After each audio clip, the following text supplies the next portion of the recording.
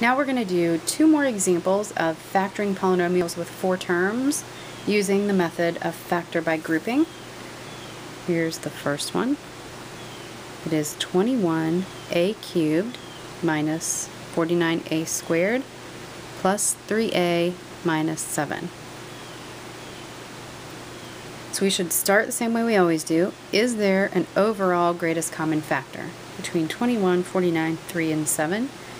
And there is not. So we go on to split into groups. First group, second group. And we look at our first group here to see what that greatest common factor is. It looks like a 7 and an a squared. So we'll go 7a squared times, that leaves a 3a minus 7. And then in my second group, I want to look to see what do I need to multiply times 3a minus 7 in order to get what I started with, 3a minus 7. Well, it looks like I don't need to take anything out. So in other words, I need to have my greatest common factor here be a positive 1. So I'm going to put plus 1 times 3a minus 7.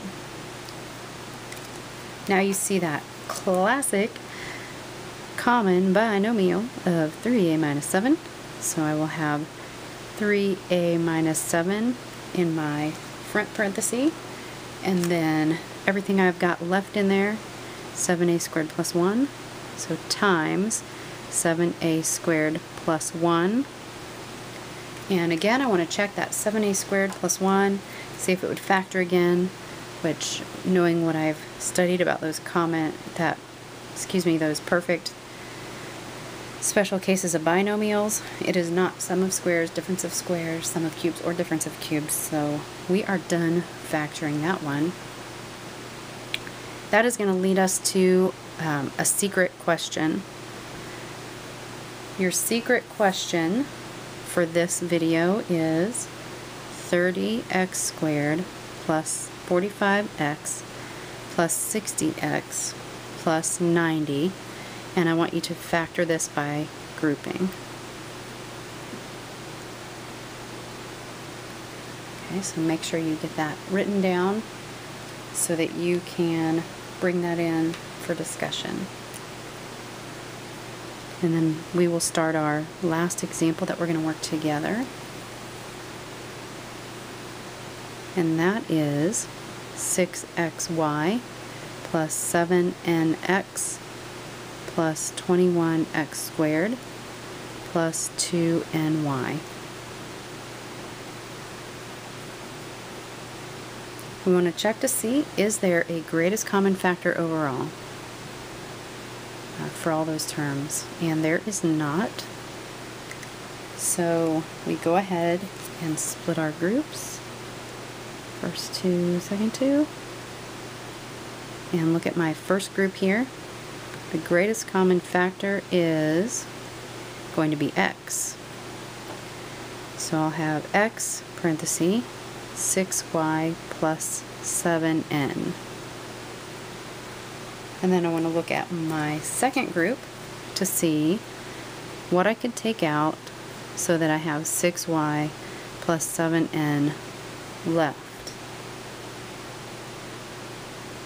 And there's just not going to be anything that works here because I can't take out anything from 21x squared and get either 6y or 7n left. So nothing works here. There's nothing we can do to make it work. You just can't make those groups work. So I will show you a little trick.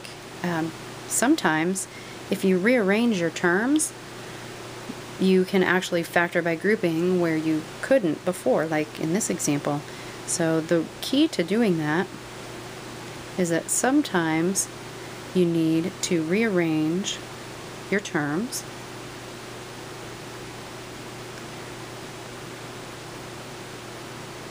so your groups, your terms in each group have more in common. Okay, I'll talk you through what I mean there. Sometimes you need to rearrange your groups, your terms, so that your groups have more in common. So if you look at the way I have things grouped now, I have 6xy grouped with 7nx. I have 21x squared grouped with 2ny. So I'm not grouping things in kind of any way that makes sense. Like I should at least either put the n and the y with one of these two terms that has a y or an n. And there's actually going to be more than one way to do this. So I'm just going to start by putting the 7nx and the 21x squared. And I'll tell you the reason I'm doing that is because these two terms both have x's and they're both divisible by 7. So the coefficients and the variables have more in common. So I'll just rewrite that as 7nx plus 21x squared plus then the other two terms, 6xy plus 2ny. You'll notice that the 6xy and 2ny, the coefficients have 2 in common, and then the variables have the y in common. So we'll try again with our grouping. We'll group these two together and these two together and see that our greatest common factor for my first group is indeed a 7 and an x. So take out 7x, 7nx divided by 7 and an x leaves me just an n, and divide 21 by 7, I get a 3. X squared divided by x, I get x left, so this will be plus 3x. Then I want to look at that second group, and I want to end up with n plus 3x. So what can I take out to make that happen? Well, I might have to rearrange things so that I have, if I rewrite it 2ny plus 6xy, this is going to work out better for me. So I can see that to end up with an n left in there, I need to take out 2y. So positive 2y. Taking out 2 and y leaves me an n here, plus taking out a 2, 6 divided by 2 leaves me with a 3, xy divided by y leaves me an x. And now I do have that common binomial. So here I've got n plus 3x and n plus 3x. So I factor that into, n plus 3x in my first parenthesis. And then those common factors out in front go in my second parenthesis. So that is times 7x plus 2y. And there you go. Now it would have worked equally well had I grouped a different way, but that's just the way that I saw it. So don't worry if you group yours differently than someone else.